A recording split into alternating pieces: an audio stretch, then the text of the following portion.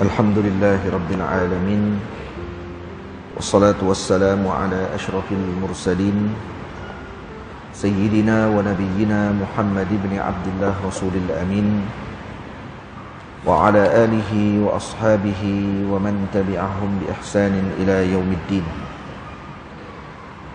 Subhanaka la ilma lana illa ma 'allamtana innaka antal alimul hakim. Rabbi shrah li sadri wa yassir li amri wahlul 'uqdatam min lisani yafqahu qawli. Rabbi yassir wa la tu'assir. Rabbi tammim bi khair wa ba'd. Saya muliakan Tuan Imam, Tuan Bilal, ahli jawatan kuasa masjid, para ibu ayah, para guru, para asatizah, para santri, para muslimin dan muslimat, mukminin dan mukminat yang dirahmati Allah Subhanahu wa taala sekalian. Kita bersyukur kepada Allah Subhanahu wa taala pada malam ini dapat sama-sama kita berkumpul. Semoga Allah Subhanahu wa taala memberikan kebaikan kepada kita semua berkat junjungan besar Nabi kita Muhammad sallallahu alaihi wasallam.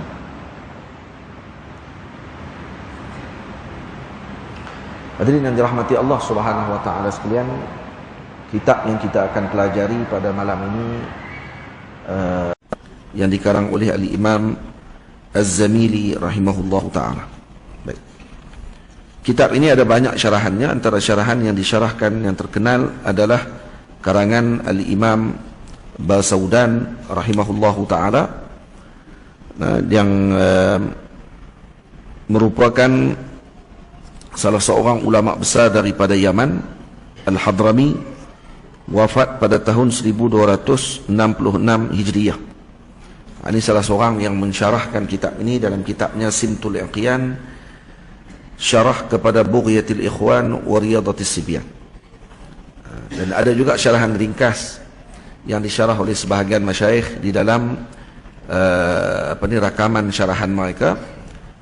Dan saya tidak melihat lagi ada yang menterjemahkan kitab ini. Lalu pada beberapa tahun yang lalu ketika masih di Mesir, saya mensyarahkan dan saya menterjemahkan kitab ini, dan alhamdulillah cuma masih tidak lagi dicetak dengan baik karena kita masih lagi dalam proses mensyarahkan kitab ini. InsyaAllah kalau nanti siap syarahannya, kita akan cetak dengan cetakan yang bagus insyaAllah.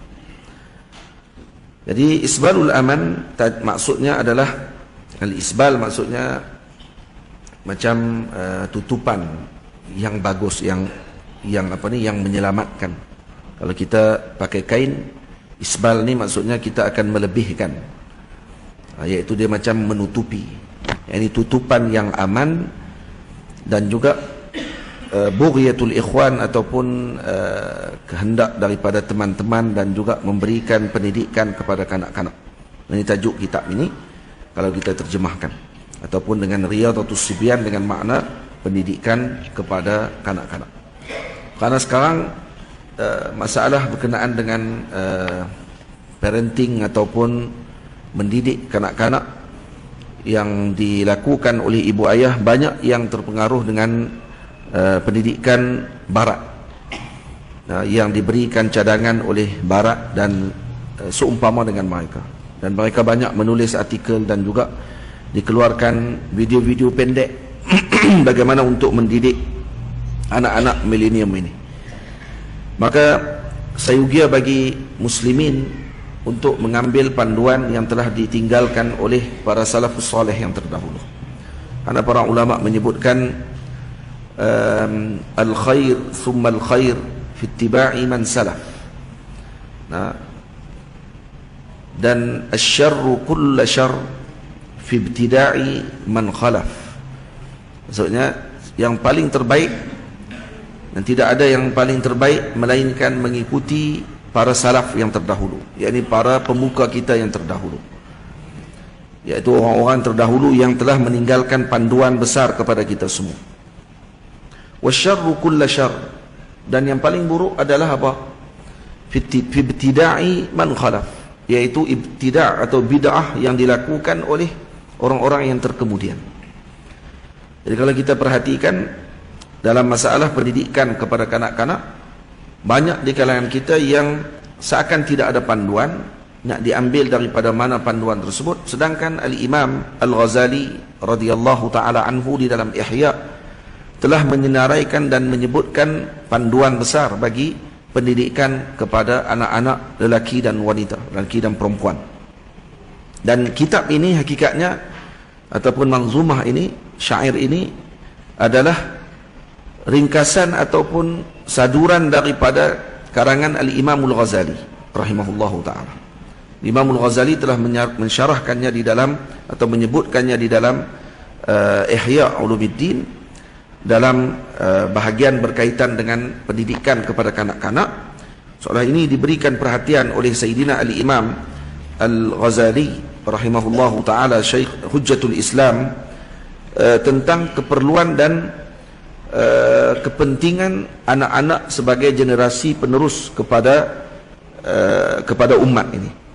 Maka Al-Imam Al-Ghazali menyenaraikan dengan lafaz yang ringkas, tapi kemudian disyarahkan oleh para ulama dengan luar biasa dan panjang untuk memberikan perhatian terhadap kepentingan yang disebutkan oleh Sayyidina Al-Imam Al-Ghazali rahimahullahu ta'ala. Jadi kita akan baca ni, maksudnya ini adalah saduran daripada Ihya Ulumuddin. Saduran daripada Ihya Ulumuddin. Baik.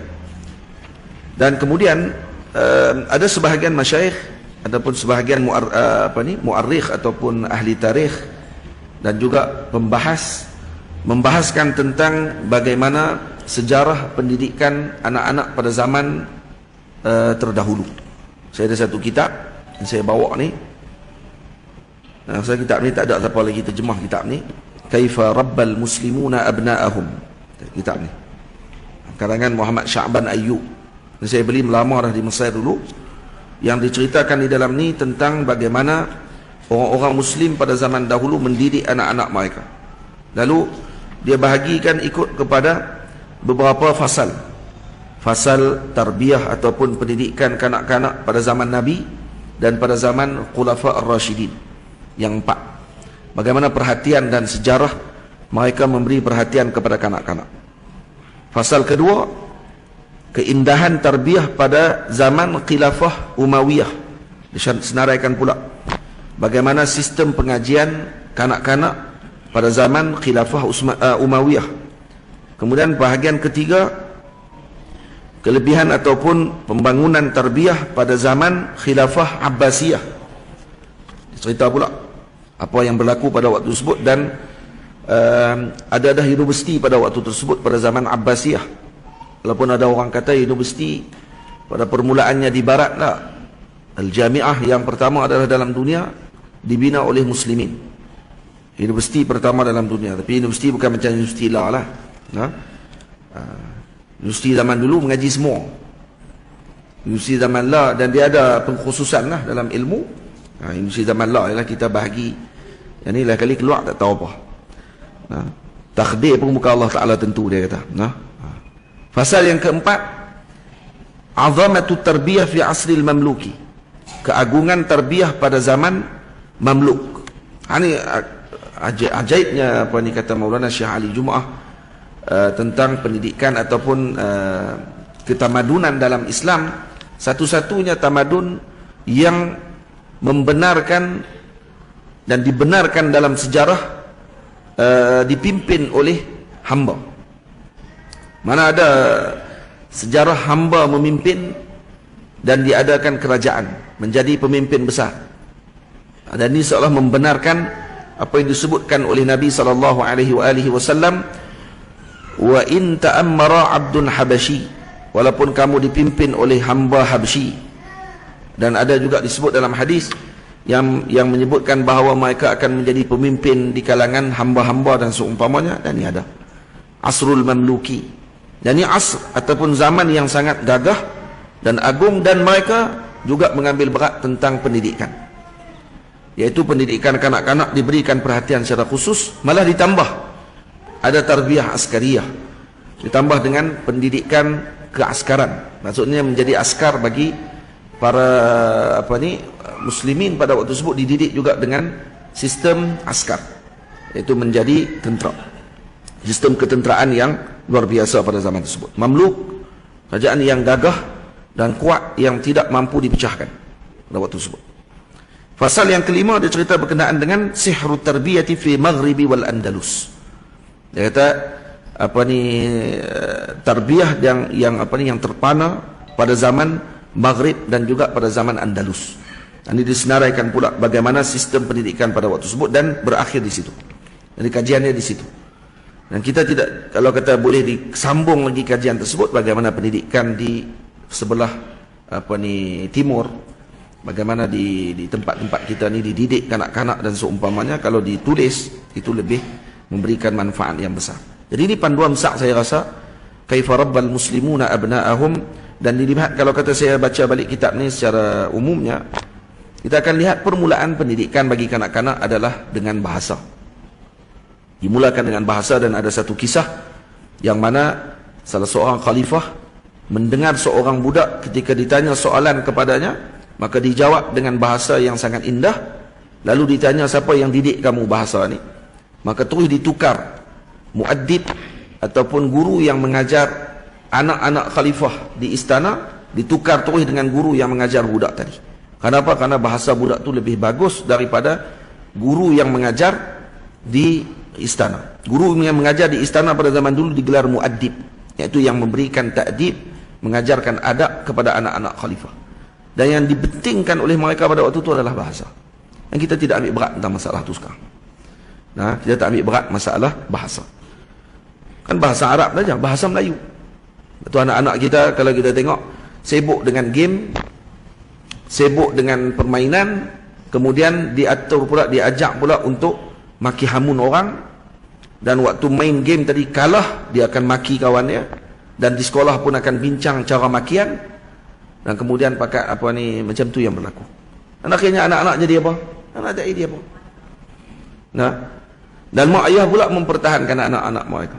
Tiga anak mereka buruk ucapan, dan kalau dilihat semuanya bermula daripada rumah. Mak pun sama, ayah pun sama. Nah, TV pun ajak yang tu. Dan juga rancangan-rancangan yang paling terkemuka adalah rancangan-rancangan maki orang. Itu ya. Rancangan maki orang, rancangan perli orang, rancangan permainkan maruah orang. Itu tidak.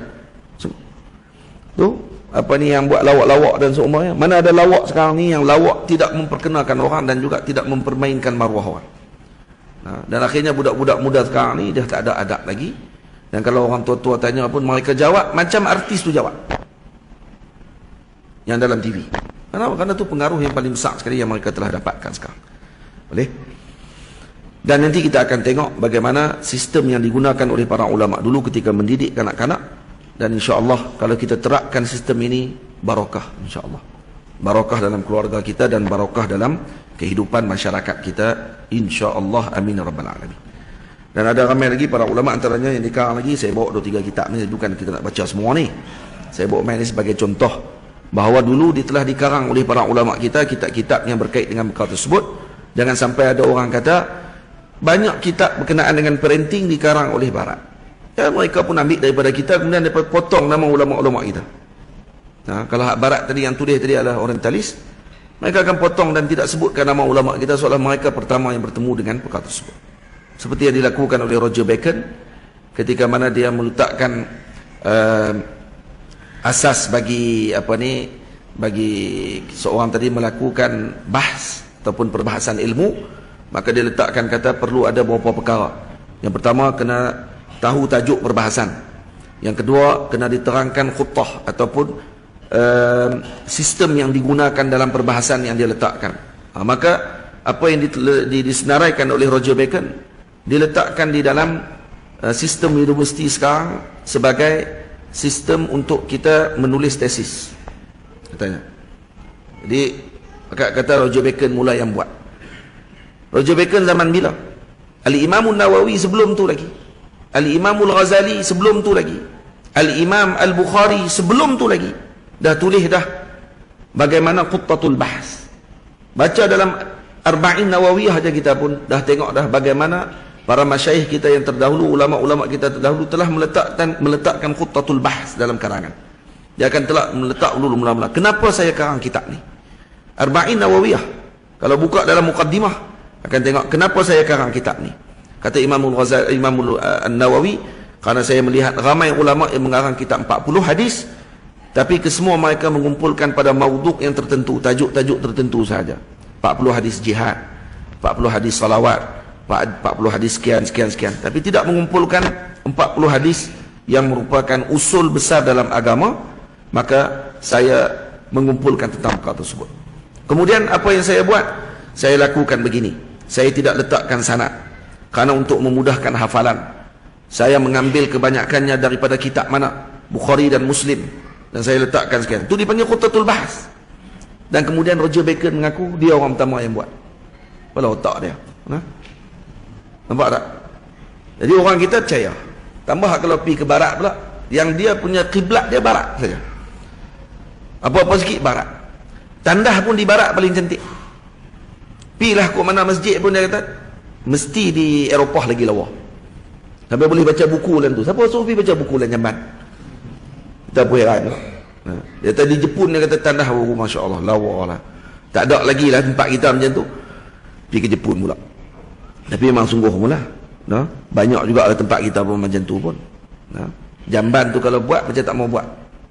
Betul tak? Tapi Encik Musyaradak lah telah mengubah sistem tu, insyaAllah. Satu lagi di pondok saya, insyaAllah.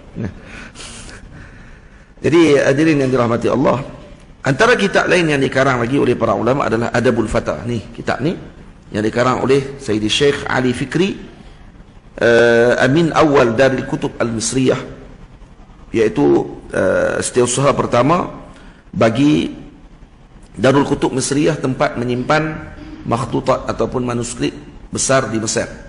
Ini Amin Awal ataupun pemegang amanah pertama yang menjaga tempat tersebut, iaitu Syekh Ali Fikri.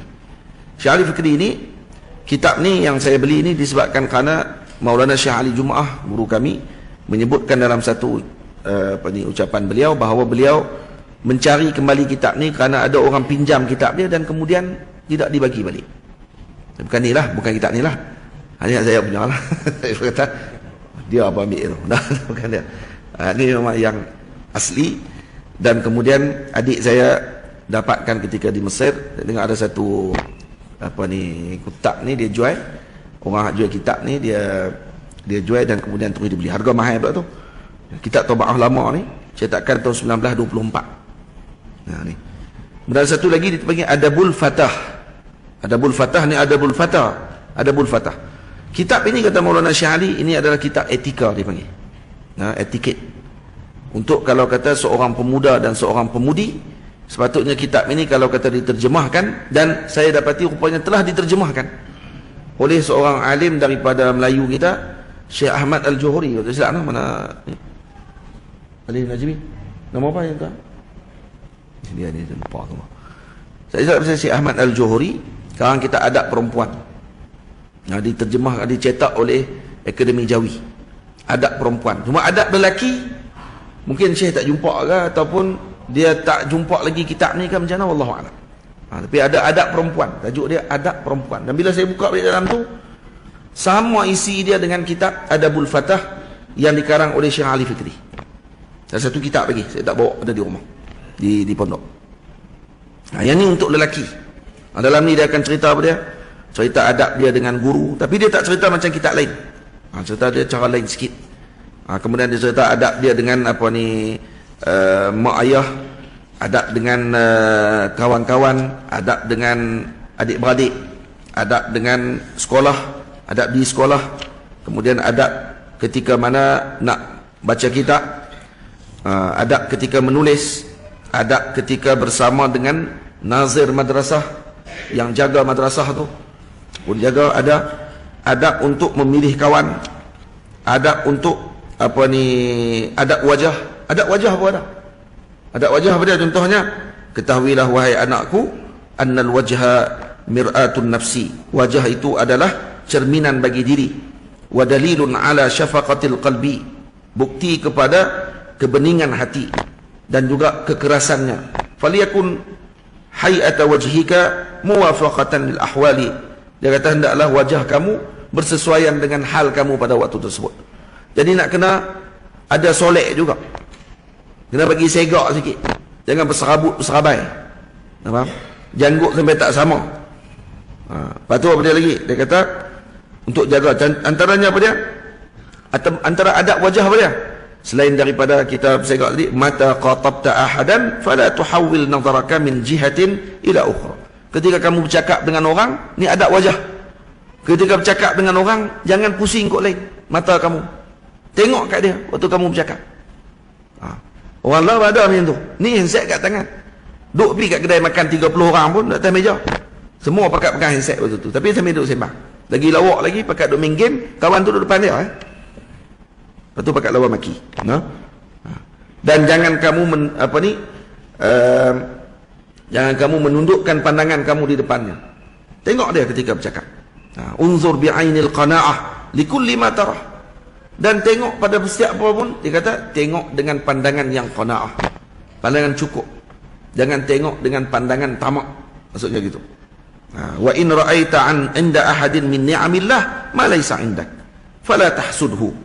Kalau kamu tengok orang lain dapat nikmat Allah yang tidak kamu dapatkan, jangan kamu hasad ala hadhihi ni'mah. Tengok dia ajak adab apa ni? Adab wajah. Wajah maksudnya nak kena jaga ni mata kita, mulut kita. Dan di mulut pula ada adab mulut pula. Last sekali dia akan sebut apa dia adab apa? Ni adab kahwin pun semua cerita habis semua. Sampai dia akan cerita pula berkenaan dengan kesihatan pula. Adab untuk jaga tubuh badan. Nak jaga mata macam mana dengan kesihatan mata. Nak jaga mulut macam mana kesihatan mulut. Nak jaga hidung macam mana kesihatan hidung. Nak jaga telinga macam mana dengan kesihatan telinga dan pendengaran. Nak jaga perut macam mana pendengaran kesihatan perut dan seluruhnya. Dan begitu juga adab perempuan pun ditulis macam tu. Lepas tu kata Maulana Syekh Ali, kitab ini dikira sebagai kitab etika. Yang kalau diajar kepada para murid di sekolah, insya-Allah dia akan keluar sebagai orang yang beretika. Masalahnya kita diajak kepada murid-murid kita di sekolah dengan etika barat. Bagus. Bukan kita kata semua tidak bagus. Bagus. Tetapi jangan ditinggalkan etika yang telah ditinggalkan oleh golongan ulama kita muslimin kepada kita semua. Salah satunya ni yang kita akan baca pada hari ini. Ini sebagai mukaddimah lah. Mukaddimah dengan terkejut sangat. Ada orang kata terus baca kitab ini terkejut sangat pula. Jadi kita mula mukaddimah dulu dan kita hadiahkan Al-Fatihah kepada Al-Imam Syihabuddin dan juga Sayyidina Al-Imam pengarang kitab ini itu Imam Syihabuddin dan juga kepada para pensyarahnya bisirril Fatihah. أعوذ بالله من الشيطان الرجيم بسم الله الرحمن الرحيم الحمد لله رب العالمين الرحمن الرحيم مالك يوم الدين إياك نعبد وإياك نستعين اهدنا الصراط المستقيم صراط الذين أنعمت عليهم غير المغضوب عليهم ولا الضالين آمين. Baik, kitab ini manzumah iaitu nazam atau syair yang disusun oleh Al-Imam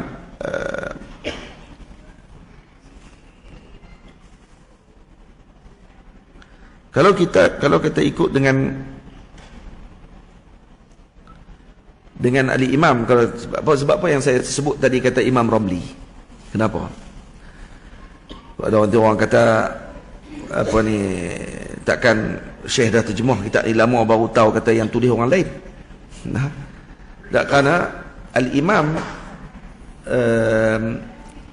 Basaudan rahimahullah yang mensyarahkan kitab ini, yang tajuk kitabnya Simtul Iqyan fi syarhi Bughyatil Ikhwan wa Ridhatis Sibyan. Kitab ni ada di tangan saya. Ketika dalam syarahan beliau dia kata apa? Dia kata فهذا شرح لطيف على منظومة شيخ الإمام شيخ الإسلام وصدر الأئمة العلماء الأعلام الجمال محمد ابن الإمام أحمد بن حمزة الرملي الأنصاري المصري المسماه بغية الإخوان في رياضة الصبيان. Beliau sendiri yang sebut. Pensyarah kitab ini yaitu Al-Imam Basaudan mengatakan bahawa kitab ini disyarah atau ditulis oleh Al-Imam Ar-Ramli rahimahullah. Dia sendiri sebut macam tu. Kemudian yang mentahqiq kitab ini yaitu Dr. Muhammad bin Abi Bakr Bazib, dia kata apa? Dalam muqaddimah tahqiq dia kata sebenarnya ketika dikaji balik, manzumah ini bukan karangan Al-Imam Ar-Ramli, tapi karangan Al-Imam Syihabuddin Ahmad Az-Zamili, bukan Ramli, kata beliau. Karena itu yang berlaku sedikit kekeliruan, bukannya Imam Ar-Ramli rahimahullahu ta'ala. Itu yang kita bacakan tadi pada permulaan. Baik, kitab ini ada 110 bait. Bait itu maknanya rangka, 110 rangka syair, yang kita akan bacakan setiap bulan.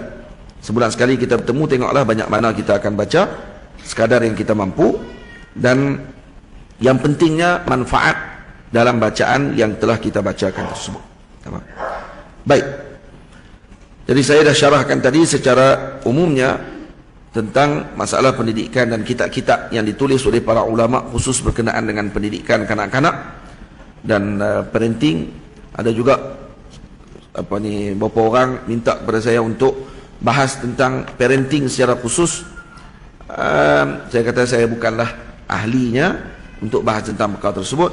Cuma ada kita tulis dan terjemahkan kitab ini, dan kita kata kita ambil teruslah daripada apa yang disandarkan ataupun yang disarankan oleh para a'immah, para ulama kita di dalam kitab-kitab karangan mereka tersebut. Tamam. Baik, kata musannif rahimahullahu ta'ala, bait yang pertama, muka surat yang pertama kita tulis itu, Bismillahirrahmanirrahim. Alhamdulillahil waliyil hamdi, Alhamdulillahi waliyil hamdi, muwaffiqil qalqi likulli rushdi, ala alladhi bihi alayna an'ama, hamdan ya'ummul arda turran wassama. Segala puji bagi Allah Ta'ala yang merupakan sebaik-baik pengatur pujian, muwaffiqil qalqi likulli rushdi, yang memberi taufik kepada makhluknya pada segala jalan kebaikan. Alalladzi, pujian itu juga, bihi alaina an'ama, adalah ke atas segala yang dikurniakan kepada kita, hamdan ya'ummu li ardi turran wa sama, pujian yang meliputi bumi dan langit seluruhnya. Kepada siapa ni? Kepada Nabi kita Muhammad sallallahu alaihi wa alihi wasallam. Tamam? Jadi musannif rahimahullah dalam bait yang pertama dan kedua memulakan kedua-dua rangkap syair ini dengan mengucapkan alhamdulillah setelah membacakan basmalah, bismillahirrahmanirrahim. Itu juga ditulis oleh musannif sebagai mengikuti apa yang disebutkan oleh Allah di dalam Al-Quran Al-Azim. Karena Allah memulakan dalam Al-Quran dengan bismillahirrahmanirrahim, alhamdulillahi rabbil alamin. Jadi maka musannif dan para ulama memulakan dengan demikian, dan ini disebut dalam bahasa para ulama dipanggil dengan muqaddimah al-haqiqiyah dan muqaddimah al-idhafiyah. Kedua-duanya muqaddimah. Apa beza muqaddimah al-haqiqiyah dan muqaddimah al-idhafiyah, Syarimi? Apa dia? Ustaz tanya apa dia? Hampir benar dia?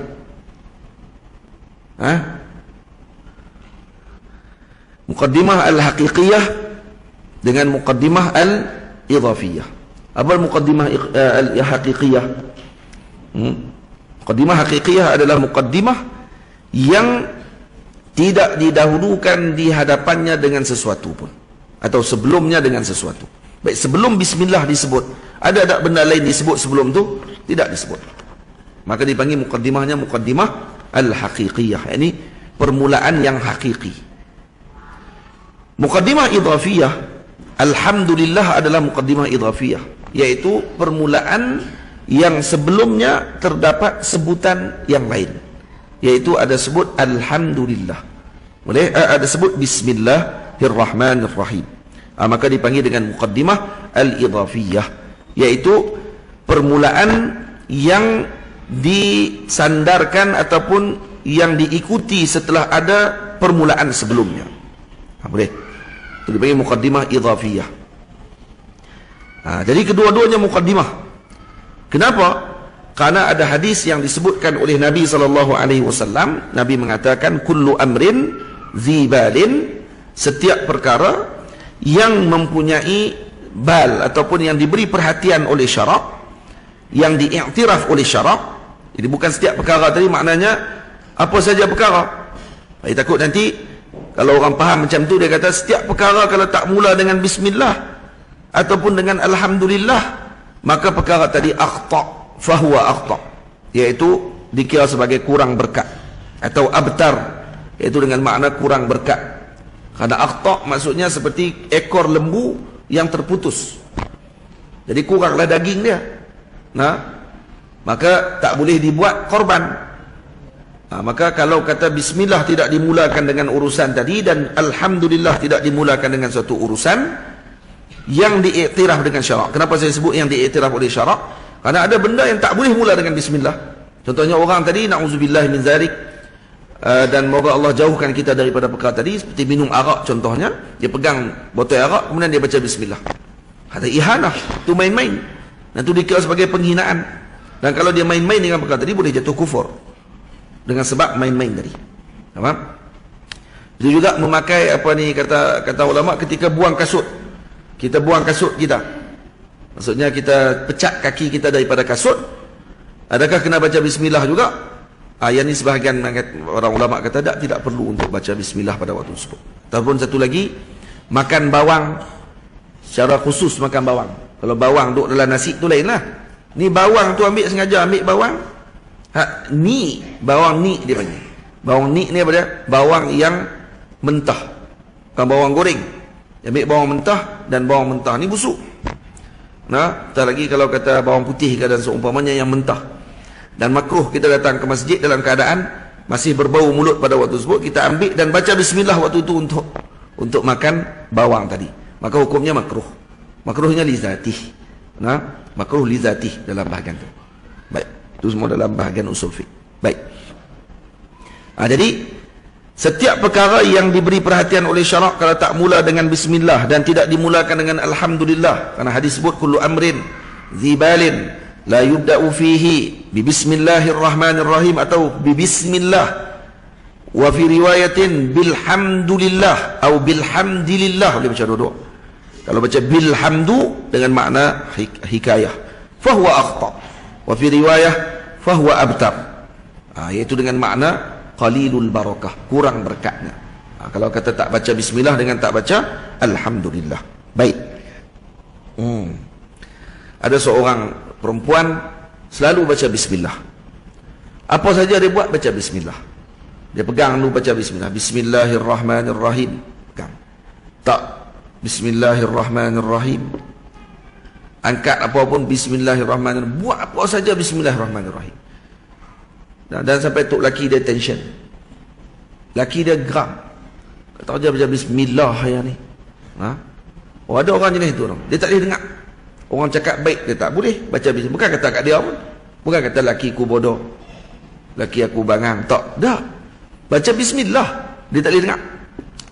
Kata aku geram tu dia ni. Sikit bismillah, sikit bismillah. Bismillah, bismillah banyak kali tak apa dia. Satu hari dia bagi duit kepada bini dia, 1 uncang emas, duit mah. Dia kata ambil duit ni, tolong simpan bagi elok. Saya nak balik esok, kata dia. Kenapa bini dia pun ambil bismillah? Bini kan kalau ambil kan bismillah. Bismillahirrahmanirrahim. Kemudian dia pun pergi ke dapur. Pergi ke dapur, buka bekah untuk nak simpan, disimpan dapur orang tua dulu. Duit simpan kat dapur. Jadi buka bekah. Macam buka bekah, bismillahirrahmanirrahim. Ambil duit tadi, bismillahirrahmanirrahim. Letak bismillahirrahmanirrahim. Yang laki tu kata, akulah dia ni. Berapa kali bismillah dia baca tadi? 4 kali baca. Buka bismillah, letak bismillah, tutup balik bismillah. Selesai bismillah. Malam tu laki dia ambil duit tu, lempak dalam bedang. Dia kata, tengok. Aku itu kata macam mana pun memang dia kena esok. Esok pagi tok laki kata dekat bini dia. Dia kata, tolong pergi ambil duit yang saya bagi kat kamu. Saya simpan mana semalam? Tolong pergi ambil balik, dia kata. Hilang jaga. Hilang jaga, dia kata. Bini dia pun tak ada syak apa-apa. Terus pergi ke dapur, macam biasa. Bismillahirrahmanirrahim. Bismillahirrahmanirrahim. Buat keluar duit tadi. Dah, kemudian Bismillahirrahmanirrahim, tutup balik, pergi kat lelaki. Abang, Bismillahirrahmanirrahim. Bagi kan. Tok lelaki pegang duit basah semuanya. Hak semalam lempak dalam bendang, seolah-olah bini dia tadi masa celup Bismillah tu, celup dalam bendang hak dia lempak malam ni. Bawa keluar balik dan basah duit tu semuanya. Pengsan lelaki dia waktu tu juga. Dia. Ini barakah Bismillah. Jangan tinggal ibu. Masak nasi, Bismillahirrahmanirrahim. Bubuh dalam periuk, Bismillahirrahmanirrahim. Baru anak semua jadi saleh, insyaAllah. Dengan berkat Bismillahirrahmanirrahim. Faham? Baca, jangan tak baca. Ini yang cerita, kata ada seorang tok guru mengajar atas pondok, kata Bismillahirrahmanirrahim ni berkat. Dan ada ditulis oleh para ulama. Kalau ditulis 21 kali Bismillah, kalau dibaca Bismillah 21 kali sebelum tidur, akan dijaga kita daripada segala perkara yang tidak baik pada malam tersebut. Kalau ada ulak ke, kalau ada kala jengking ke, kalau ada lipan bara ke, insyaAllah tidak akan mudaratkan. Dan tidak akan dimudaratkan anak-anak kita. Contohnya tak pergi semut masuk dalam telinga ke, insyaAllah tidak masuk. Baca dekat anak kita Bismillah 21 kali baca. Ada yang tulis Bismillah banyak. Pada hari tertentu ditulis. Yang ni Pak Wahabi marah lah ni kan. Biar pergi ke mereka lah tu. Baik, jadi salah satunya Rasulullah untuk guru ni kata, kalau baca Bismillah dengan yakin, katanya boleh jalan tahiyat pun boleh, dia kata. Satu hari ada anak murid diceritakan kepada Atuk Guru, kata ada seorang anak murid ni memang dia boleh jalan tahiyat. Tok Guru tanya, hang beramai apa sampai boleh jalan tahiyat tu? Hak Tok Guru cerita dia. Tok Guru tahu baca Bismillah yakin, dia kata lintah sungai. Saya lintah. Tok Guru pergi tunjuk tengok. Dia pun pergi duduk kat tepi sungai, baca dengan yakin Bismillahirrahmanirrahim, lintah jalan atas sungai. Masya-Allah. Tok Guru pun try, tenggelam awal lagi, no? Guru ajak dia tak yakin. Dia beza orang ajak dengan orang yakin ni, dengan hak yang mengaji mana dia yakin dengan hak tu cakap, dengan hak yang duk bercakap dia pun tak yakin dia cakap apa. Tak boleh, dia kena yakin. Bismillahirrahmanirrahim. Tadi berlaku kisah tu macam tu. Kisah tu ada banyak versi. Yang saya ambil ni dalam sebahagian kitab yang dikarang oleh para ulama, dan satu lagi diceritakan kata isteri tadi dikenakan oleh suami dia dengan diletakkan ular di dalam bekas tempat makanan diletakkan. Jadi bila si suami minta untuk isteri tadi masak makanan, ketika isteri tadi lakukan macam tadi juga, Bismillahirrahmanirrahim, diselup tangan dia, dalam tu ada ular. Dan bila diselup Bismillah, bini dia menjerit. Maka dia kata, kena dah. Weh, ni lelaki jenis apa ni, no? Tak ular tu, so ketik bini, dengar bini baca Bismillah ya. Maka dia celup-celup tangan, dia menjerit. Dia pun kata, kena dah. Dia pergi tengok dapur, bini dia bukan menjerit takut, menjerit gembira. Kenapa? Kerana ada mah dalam tu bentuk ular. Faham? Jadi patung ular mah. Kerana barakah Bismillah. Jangan tinggal Bismillah. Bismillah ni barakah yang agung. Faham? Barakah yang agung. Tidak, Allah tidak mulakan itu dalam Al-Quran. Ini kanz, perbendaharaan yang agung yang ditulis oleh para ulama, kelebihan-kelebihannya. Baik. Alhamdulillahi waliyil hamdi. Jadi musannif memulakan dan mensifatkan dengan apa ni, Allah Subhanahu wa taala disebut dengan waliyul hamd. Waliyul hamd dengan saya sebut di sini dengan merupakan sebaik-baik pengatur pujian. Dan disifatkan Allah dengan wali karena Allah Subhanahu wa taala adalah waliyu. Wali maksudnya yang apa? Yang menguasai, yang mentarbiyah. Mutawalli, muwali, muhib, yang mencintai man waffaqahum lihamdih. Allah mencintai sesiapa yang diberi taufik oleh Allah untuk memuji Allah Subhanahu wa taala. Muwaffiqil khalqi likulli rusdi. Muwaffiqil khalqi likulli rusdi, yang memberi taufik kepada makhluknya pada segala jalan kebaikan. Bab taufik ni panjang. Saya ada syarah dalam YouTube, kalau tak salah saya ada perbahasan yang khusus tentang taufik saja 1 jam saya syarah. Maksud taufik. Tuan boleh tengok balik di situ. Kalau syarah balik di sini tak lagi tak habis, tak masuk kitab kita. Syarah tentang taufik saja. Apa beza taufik dengan khuzlan atau khizlan yang dibahas dalam kitab tauhid panjang lebar oleh para ulama, dan apa perbezaan di antara yang disebutkan oleh Al-Imam Abu Hasan Al-Asy'ari dengan Sayyidi Al-Imam Al-Haramain tentang masalah taufik. Nanti ada dalam perbahasan tu, saya dah sebut dalam YouTube panjang lebar perbahasannya. Ada kan apa ni Ilham? Ada. Khusus tajuk dia tu kan? Perbahasan taufik kan? Ada. Entah yang buat kan? Entah yang tulis kan tu? Ya, takut. Takut. Bawa makan lagi ni? Makan dah? Tu takut apa? Alal ladzi bihi, daripada ni santri-santri saya di pondok. Santri-santri saya di pondok saya. Daripada 3 tahun dah duduk di pondok saya. Dah 3 tahun tak boleh balik. Ni masuk tahun yang keempat, insya-Allah. Tahun keempat yang tak boleh. Pesak dah. Kawan-kawan saya lah depa ni. Umur pun boleh menikah dah. 23, 24, 25. Jadi ni sedang lah. Dan alal ladzi bihi alaina an'ama. Maksudnya pujian itu juga adalah ke atas segala yang dikurniakan kepada kita. Kepada kita tu siapa? Kepada kita golongan mukminin dan muslimin yang mentauhidkan Allah Subhanahu wa taala. An'ama, yaitu yang mana pujian tadi meliputi bumi dan langit seluruhnya. Yang alladzi bihi alaina an'ama, yang telah memberikan kepada kita dengan nikmat, yaitu Allah memberikan kepada kita dengan nikmat yang pertama apa? Nikmat al-ijad. Yaitu menjadikan kita daripada tiada kepada ada. Dan kemudian Allah Ta'ala memberikan kita pula dengan nikmat al-imdad, yaitu dengan diberikan kepada kita dengan karam, kemuliaan daripada Allah Subhanahu wa Ta'ala. Dan kemudian setelahnya Allah Ta'ala memberikan pula kepada kita dengan nikmat al-Islam. Dan ia adalah merupakan ajallun ni'am, seagung-agung nikmat yang Allah Ta'ala kurnia adalah nikmat Islam yang Allah Ta'ala kurniakan kepada kita semua. Tak kerana itu kita tak berkumpul di sini pada hari ini. Summas salatu ba'da ma qulna bihi. Summas salatu ba'da ma qulna bihi. Bawah tu, yang bawah tu, itu adalah nota kaki. Jangan silap baca pula. Yang 1, 2 tu, sebab dia tulis pula sama-sama besar pula. Saya habaq dekat anak murid saya, Zahid, kata dekat dia tulis bagi nampak beza sikit lah.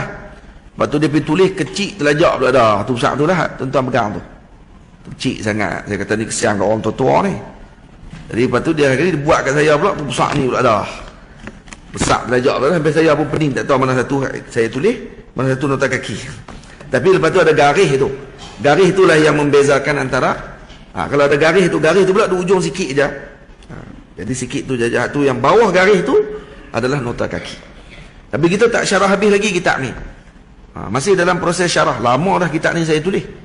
Tapi tak ada nak syarah. Kitab lain dulu keluar.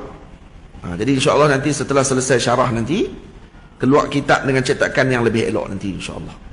Tapi lama lagi di sini, kita sebulan sekali. Sebulan sekali ni, takkan sebulan ni ya. Lama pun sebulan sekali. Jadi sebulan depan pula ada lagi. Bulan tu lagi sampai tak tahu berapa kitab nak habis kat sini. Doa lah. Bagi insya-Allah berterusan. Doa bagi umur panjang dan doa diberikan kebaikan kepada pihak Masjid Bushra insya-Allah. Bushra. Doa diberikan kebaikan pada Ustaz Firdaus lah. Jangan dia pindah pula. Pindah lain lagi, masjid itu tumbuh sawang. Baik. Kemudian selawat dan salam kepada Nabi SAW ni bab selawat pula ni. Summa salatu ba'da ma qulna bihi 'ala an-nabi wa alihi wa sahbihi. Kemudian ucapan selawat setelah ucapan pujian yang telah kami ucapkan.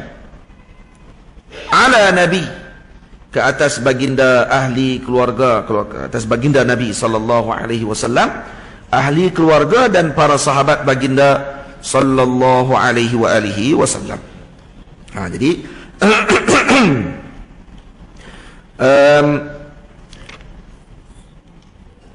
Dan disebutkan di sini, kita dah panjang dah sebenarnya syarahan berkenaan dengan salawat ni banyak, tapi mengambil hak ketika mana pengarang menulis tentang perkara tadi, maka kita sebutkan secara ringkas tentang makna salawat. Salawat di sini adalah dengan makna rahmah maqrunah bitta'zim. Ini rahmat yang disertai dengan pengagungan daripada Allah Subhanahu wa taala. Karena selawat ni berbeza, karena bila disebut dalam Al-Quran, innallaha wa malaikatahu yusalluna 'alan nabi ya ayyuhalladzina amanu sallu 'alaihi wa sallimu taslima.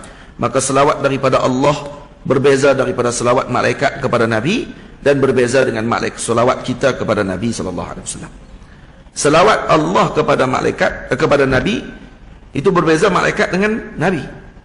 Sebab tu bila dibaca ayat tadi, innallaha wa malaikatahu yusalluna 'alan nabi, maka para ulama kata itu bukan ada musyarakah pada salawat tadi. Takut orang faham innallaha wa malaikatahu yusalluna ay yusallunahum. Hum tadi apa dia? Allah dan malaikat. Tak. Kata ulama tidak macam tu. Takdirnya ayat tadi kena takdir. Takdir daripada innallaha yusalli wal malaikatu, innallaha yusalli wal malaikata yusalluna. Jadi Allah yusalli bi salatillah wal malaikah yusalluna bi salatihim. Malaikat berselawat dengan selawat mereka pula. Allah berselawat dengan selawatnya Allah. Selawat Allah bagaimana? Ar-Rahmah. Dengan Allah menurunkan rahmat dan memberikan limpahan rahmat kepada junjungan besar yang disertakan dengan ta'zim daripada Allah. Ini selawat Allah kepada Nabi. Dan kemudian bila disyarahkan oleh al-Imam, kalau disyarahkan oleh al-Imam Basaudan dengan syarah dengan rahmah makrunah bitta'zim, maka dia hanya berpada dengan selawat yang dikhususkan kepada Allah. Jadi dah dia kata kepada Allah saja. Sebab selawat yang kita selawat kepada Nabi adalah selawat untuk doa. Dan selawat tadi adalah untuk kita sebenarnya. Kita selawat kepada Nabi, dan Nabi SAW akan kata, Nabi kata apa? Man salla alayya wahidatan sallallahu alaihi ashra. Siapa selawat kepadanya satu kali, maka Allah berselawat kepadanya, iaitu diturunkan rahmat kepadanya 10 kali. Oh ya, semua satu rahmat daripada Allah sudah memadai untuk hamba tadi masuk ke dalam syurga. Bagaimana dengan 10? Kalau satu saja sudah memadai dengan rahmatnya Allah untuk hamba tadi mendapatkan kebaikan. Dan ketika mana Allah Ta'ala, Nabi SAW sebut, rahmat Allah Ta'ala ni kalau dibahagikan kepada peratus, contohnya lah, maka 1% sahaja yang Allah Ta'ala turunkan ke muka bumi. Dengan satu tadi, tamam, ibu mengasihi anaknya. Ibu mengasihi anaknya karena satu tadi. Dan kemudian disebut oleh Nabi, siapa berselawat kepada Nabi, maka Allah akan 1 kali Allah akan berselawat kepadanya, iaitu dengan diturunkan rahmat kepadanya 10 kali. 10 kali. Tamam. 10 kali yang tadi kasih daripada ibu kepada anaknya dengan 1% saja. Macam mana dengan 10? Dan 10 ni pula tidak dimaklumkan 10 apa.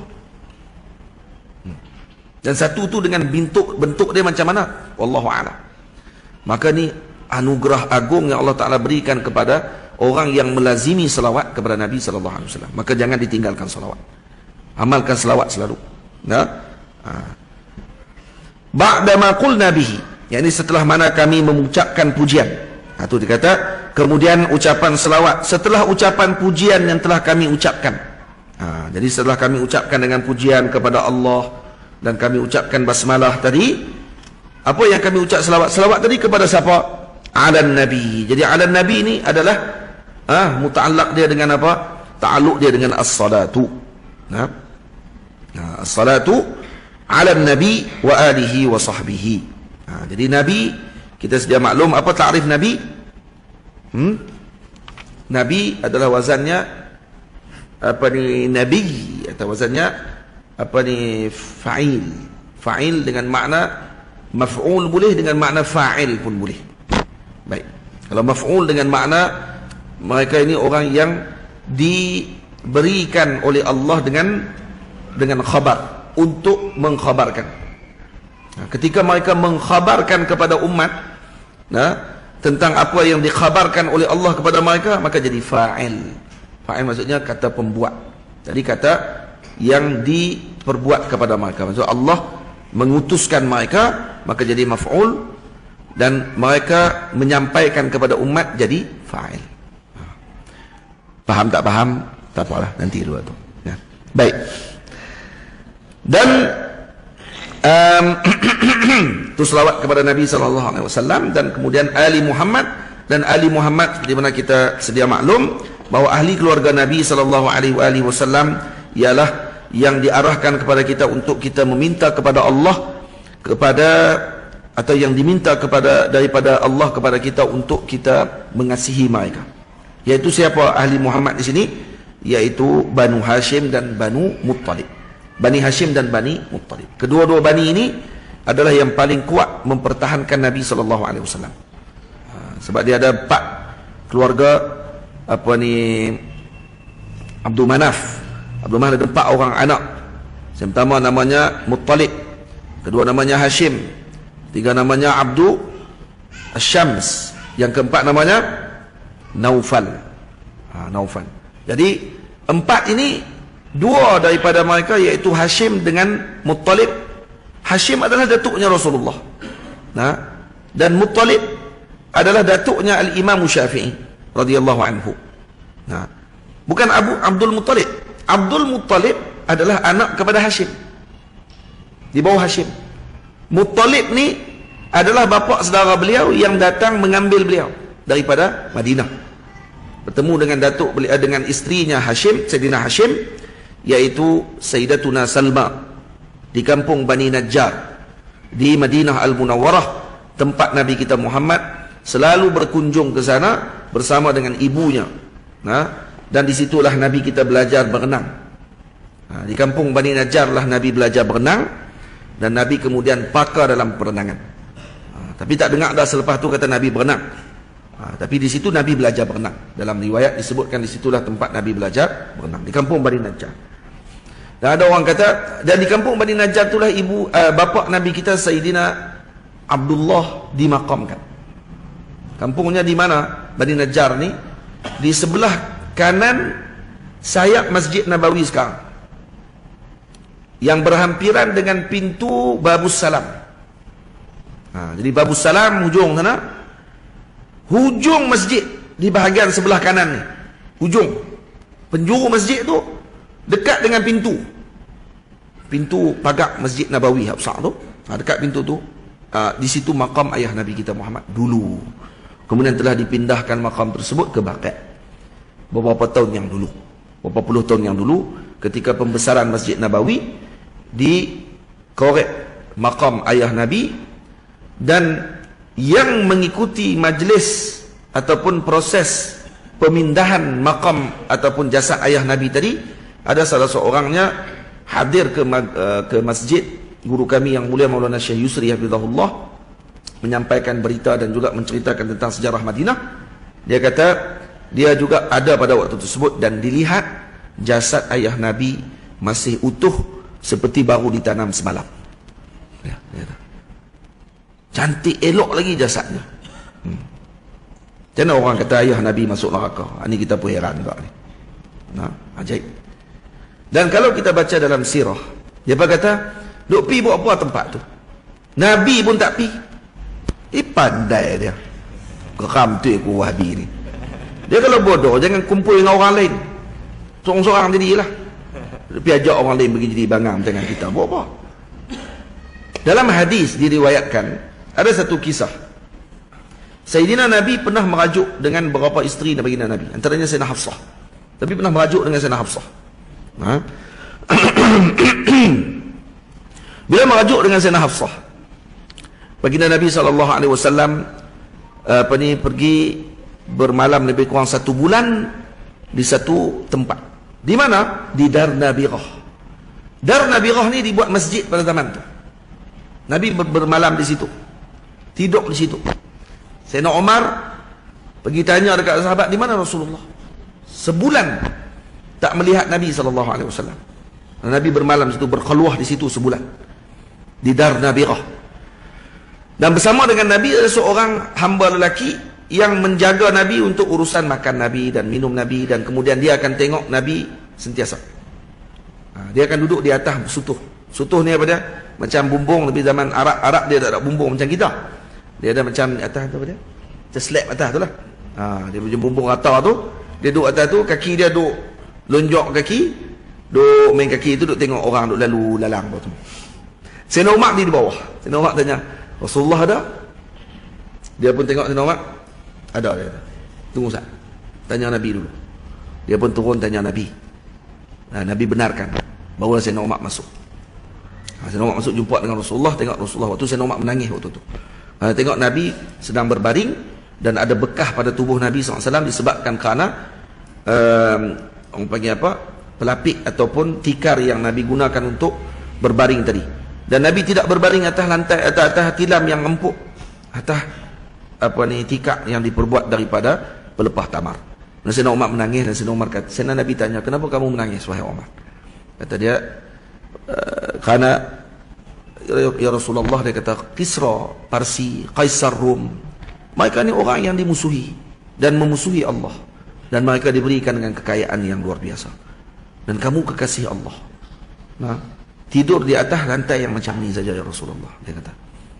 Kemudian Nabi SAW menyebutkan tentang dunia kepada Sayyidina Umar dan memperingatkan beliau tentang perkara tersebut, dan memberikan perhatian kepada Sayyidina Umar tentang keagungan Islam dan kemuliaan kita sebagai muslimin. Kemudian Sayyidina Umar kata kepada Nabi, ya Rasulullah, kenapa merajuk ya Rasulullah? Karena Hafsah, kalau Hafsah bagi kamu sakit hati ya Rasulullah, izinkan saya pancung dia ya Rasulullah. Sayyidina Umar kata, kalau dia yang bagi kamu sakit hati ni, orang zaman lah tak semua lelaki salah semua. Tak ada perempuan betul semua. Tak ada lelaki betul. Semua perempuan betul semua. Lelaki salah semua. Tak ada lelaki yang betul. Kita semua mangsa sebenarnya. Mangsa buli. Cyberbuli ni lelaki ni semua. Buatlah apa pun mesti hang salah punya. Tak apa, tak mau masuk campur dalam urusan orang. Biarkan mereka dengan apa yang mereka lakukan. Tamam. Baik. Jadi di mana Darun Nabirah tadi? Tempat Nabi bermalam tu. Kalau tanya balik. Darun Nabirah tu adalah di kampung Bani Najjar. Dan di mana tempat Nabi bermalam?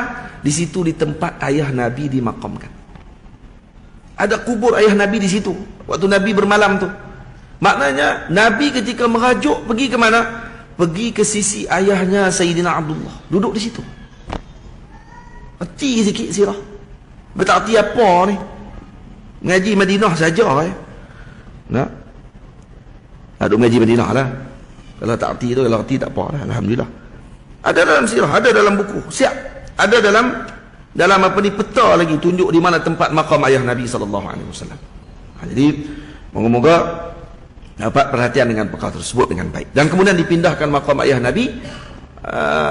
Sebahagian ada kata dia petanda makam ayah Nabi tadi di nombornya sekian-sekian, tapi kan kita tak tahu di mana makam tersebut diletakkan. Ni masalah orang kita ketika mana sejarah tidak diberikan perhatian dan menganggap bahawa ianya adalah syirik.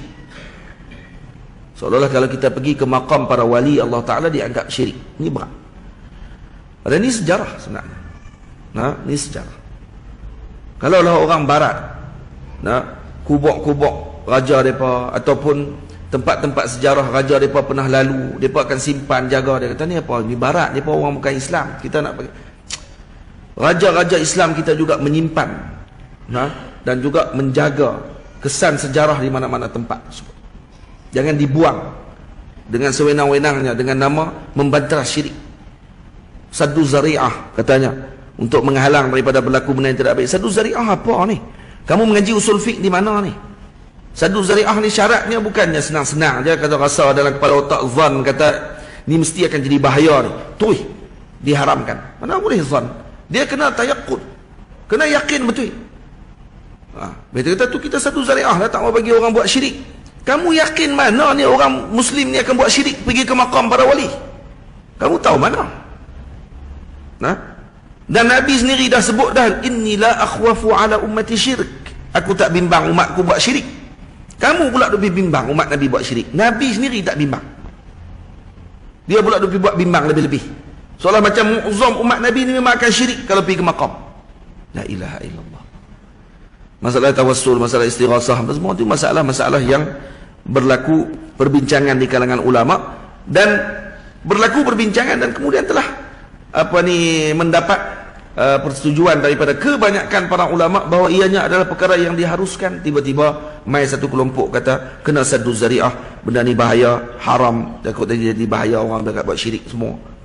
Syirik apa ni? Nah, di kampung saya ada satu batu. Batu ni dulu ada seorang wali Allah Ta'ala pernah semayang atas batu tu, nama Syekh Yasin. Batu tu saya pernah post gambar dalam Facebook.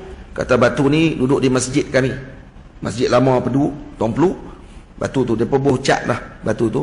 Kami masa sekolah duduk, masa duduk mengaji petang-petang dulu ni, batu tu dia letak kat depan. Kadang-kadang Tok Guru duduk atas batu tu, kadang-kadang budak-budak berpekat duduk main atas batu tu. Saya disimpan batu tu kerana untuk memperingati Syekh Yasin yang merupakan wali Allah Ta'ala datang daripada Fatani. Kalau dia datang daripada Fatani itu, dia bergerak, orang panggil Ashabul Khutuah, mai 1, 2, 3 tapak je sampai dah ke Pedu. Siapa ikut belakang dia sampai juga ke Pedu. Jadi batu tu disimpan kerana dia pernah tengok dia semayang selalu di atas batu tu ketika nak datang ke Pedu. Batu tu dalam hutan dulu ni, kemudian dibawa balik oleh orang kampung mai ke Pedu. Ada juga mangkuk-mangkuk duk pergi komen macam tu. Dia kata apa ni, oi bahaya ni batu tu, macam ni takut orang pergi sembah pula. Apa pergi sembahnya ni? Tak ada lagi orang Pedu pergi sembah batu zakat ni. 20 tahun dah batu tu duk ada, tak ada lagi zakat ni pergi buat pemujaan pula di atas batu tu. Tak ada lagi. Kan duk bimbang apa ni? Pedu tu ada pondok saya. Kalau ada syirik kat situ, saya akan lawan dulu. Dia kata dia pun buat syirik, kepala otak dia. Dia kata kita buat syirik. Astagfirullah. Kok ni masalah betul Wahabi ni. Lepas tu kena jaga betul-betul di Masjid Busyra. Yang pertama, jangan bagi masuk Wahabi. Yang kedua, jangan bagi ada AJK Wahabi. Itu ya. Nanti jadi masalah nanti kepada masyarakat. Dia akan rosakkan umat ini. Rosak. Jadilah. Kat mana lagi kita nak cakap macam tu? Kat tempat lain, kat negeri mereka tak boleh. Negeri mana? Tak tahu. Tak sebut. Ada lalang. Cakap kat sini. Negeri Kedah. Negeri Ahli Sunnah. Tak itu. Boleh. Boleh tahu tu. Tagline. Baik. Wa ba'du. Ni. 10.30 dah. Sikit lagi saya berhenti. 5 minit saya berhenti. Kita baca wa ba'du, kita berhenti. Jadi dah tu sebulan sekali. Sebulan sekali 2 bait dah. Tak lepas ni. Ni orang panggil hari ni pemanah saja. Orang panggil apa? Permulaan dia panggil. Permulaan pengajian. Baik. Wa ba'du fatta'dibu lis-sibyani min awwalin nashwi atammusyani. Dan selepas mengucapkan pujian dan salawat, maka saya mengatakan, kata Syekh, bait yang keempat, bahawa mendidik kanak-kanak itu min awwalin nashwi, bermula daripada permulaan tamyiznya, itu adalah merupakan sesempurna perkara. Baik, bila kita akan mula mengajar adab kepada anak? Syekh sebut di sini dah, min awwalin nashwi atammasyani, iaitu permulaan mula murid anak tersebut sinnut tamyiz. Bila sinnut tamyiz? Bila umur tamyiz? Umur tamyiz adalah ketika, kalau ulama sebut nak tahu dhabit bagi tamyiz adalah ketika budak tadi boleh mengenal tangan kanan dan kirinya. Tamyiz. Ataupun dia boleh makan sendiri dan basuh berak sendiri. Tamyiz. Itu salah satu yang paling kuat, yang paling bagus kata ulama, ketika dia boleh makan sendiri dan dia boleh basuh berak sendiri. Ini dikira sebagai sinnut tamyiz. Tapi waktu ni sunat saja kalau kata dia lebih awal. Contoh sebab budak zaman lah mungkin lebih cepat daripada zaman dulu. Sinnut tamyiz dia mungkin 5 tahun. Ada budak umur 5 tahun, dia dah boleh makan sendiri dan dia boleh basuh berak sendiri. Maka hukum dia apa dia? Mengajar adab kepada budak ni waktu ni sunat hukum dia. Sunat hukum dia waktu tu. Kenapa? Karena dia tidak sampai 7 tahun lagi. Tapi, dan wajib tak kita suruh dia semayang waktu tu? Tak wajib. Jadi dia tamyiz dah. Dia dah boleh makan sendiri, dia boleh basuh berak sendiri. Kalau tanya kanan mana, kiri mana, dia boleh angkat. Kanan mana? Kiri. Kanan mana? Kanan mana? Pi. Itu jam. Dia ingat lepas kanan mesti kiri. Mak tanya kanan mana? Kanan. Kanan mana? Lepas kanan si kiri dia kata. Padahal kanan balik tadi ni. Angkat belah ni belah dah. Tu dah tak tamyiz lagi. Kalau umur dia 5 tahun waktu tu dan dia boleh beza kanan kiri, dia boleh makan sendiri, boleh basuh berak sendiri, maka wajib tak mak tadi suruh anak tadi semayang? Dalam hadis Nabi kata apa? Nabi kata muru auladakum bis salati ibna sab'i sinin. Suruh anak kamu semayang umur 7 tahun. Sekarang dia umur 5 tahun dan dia tamyiz. Tak. Kalau dia tamyiz pada umur 5 tahun, tidak wajib suruh lagi untuk dia semayang. Dia bila yang wajib? Ketika umur dia 7 tahun dan dia tamyiz. Syarat dia 7 tahun tamyiz. 7 tahun dia apa dia? 7 tahun qamariyah. 7 tahun qamariyah. 7 tahun hijri. Sebab tu ibu ayah, saya pesan sungguh-sungguh, kira umur anak-anak kita dengan hijri untuk kita tahu hukum taklif. Ramai di kalangan kita duk kira dengan tahun Masihi. Anak dia tahun 2003 beranak. Dia tak kira tahun 1400 berapa anak dia beranak. Lepas tu kalau tanya balik kat pakcik makcik lah ni, umur berapa lah ni? Kalau dia tanya kat kita umur kita berapa, kita habaq umur kita dengan tahun hijri. Kadang-kadang dia jadi macam kan tak betul pula. Kalau kita habaq umur kita hijri umur 41. Dia kata, Ustaz 41 maksudnya tahun 82, 83. Tidak, tahun 84 contoh. Baru 39 lah. Orang kata tu macam tak betul dia cakap tadi. Padahal kalau kata umur 84, tahun 84, tarikh lahir hijri dia 1404. 1404. Lah ni 1445. Berapa umur? Berapa? 41. 41 ataupun 40 lebih. Tak itu? Ada asal muda tu kita tu dia tak mau kira tu. Dia kata kalau kira tu rupanya 40 dah dah. Kalau kira tu baru 30 lebih. 30 lebih lah. Nampak muda sikit dia kata. Tu yang jadi mangsa. Saya berbuli. Baik. Kira tu 7 tahun. Jadi syarat saya bak betul-betul ni. Saya bak bagi ingat elok-elok. 7 tahun tamyiz baru wajib suruh anak kita semayang. Kalau dia umur 7 tahun tapi tak tamyiz, 7 tahun dah umur, tapi dia punya umur macam 3 tahun, contohnya kena autism, contoh umur 7 tahun dah tapi dia tidak tamyiz lagi, seolah-olah umur dia baru 3 tahun. Waktu tu dia terlambat 4 tahun daripada umur sebenar, maka wajib tak suruh dia semayang? Tak wajib. Maka waktu ketika tu ditunggu dia tamyiz untuk dia disuruh semayang. Maka kalau nak bagi suruh semayang ni, dia kena ada 2 syarat ni gabung sekali. 7 tahun tamyiz. Kalau tamyiz saja tidak 7 tahun, maksudnya kurang pada 5 tahun, kurang daripada 7 tahun contohnya, tak wajib lagi suruh. Baik. Kalau 7 tahun saja tapi tidak tamyiz pula, pun tak wajib suruh lagi semayang. Boleh? Faham lagi elok yang tu? Tu dalam mana tu sebut? Dalam Fathul Mu'in. Jelas sebut dalam Fathul Mu'in, sebut jelas-jelas tentang masalah tersebut. Dan kita lain pun sebut juga. Bila Fathul Mu'in lebih jelas disebut tentang masalah tadi. Baik. Jadi anak kita ni kita nak kena bagi ajaran adab kepada dia bila? Min awalin nashwi atammusyani. Setelah mana anak tadi dalam keadaan permulaan tamyiz adalah merupakan sesempurna perkara untuk kita ajarkan adab kepada anak kita. Sebab tu dalam adab ni kata Al-Imam Al-Bukhari rahimahullah, kata Al-Imam Badruddin Husain Al-Ahdal dalam Misbahul Qari bi Syarhil Bukhari, kata beliau yadkhulu fihi ay al-adabi al-adabu ma'allahi ta'ala. Kena ajar adab apa yang waktu ni? Waktu kalau anak kita dah mula sinu tamyiz, ajar adab dia dengan Allah, ajar adab dia dengan Nabi, ajar adab dia dengan Quran, ajar adab dia dengan ilmu, ajar adab dia dengan ulama, ajar adab dia dengan masyayikh, orang tua-tua, ajar adab dia dengan ashab, para teman, ajar adab dia dengan para azwaj.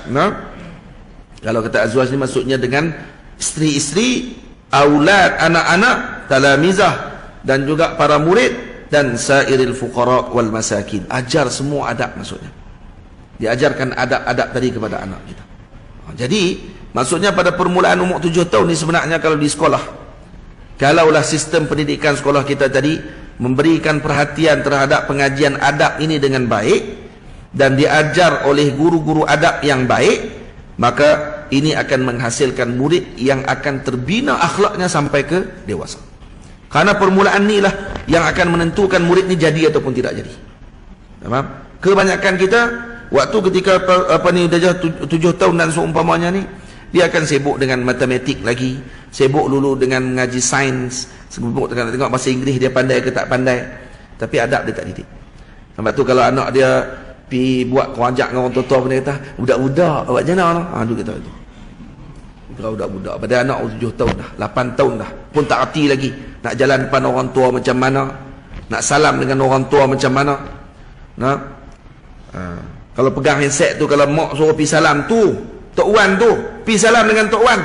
Mau? Orang main handset ni. Tok Wan, budak-budak macam ni zaman lah. Sampai dalam kereta pun duduk macam tu lah. Betul. Boboy awak buat macam tu. Nah, boboy tak boleh buat macam tu. Tu lah boboy sampai ketua tu. Naik atas tua sikit lagi jadi boboy. Terbang terus lepas tu. Hai. Lepas tu, boy semua. Terus nak panggil lah boboy tu. Tukarlah panggil Abang Long pula. Abang Long kawasan. Panggil Abang Long, panggil Abang Ngoh. Lagi bagus. Kakak panggil Kak Ngoh. Kak Cik. Bagus lagi dia panggil boboy. Nah. Jangan panggil Bobby je. Atau kalau pergi ke Mesir jadi anjing terus. Anjing di Mesir. Dia panggil nama khas dia dipanggil adalah Bobby. No? Anjing nama khas besar. Kalau orang panggil Bobby, kalau kata di Malaysia orang panggil John.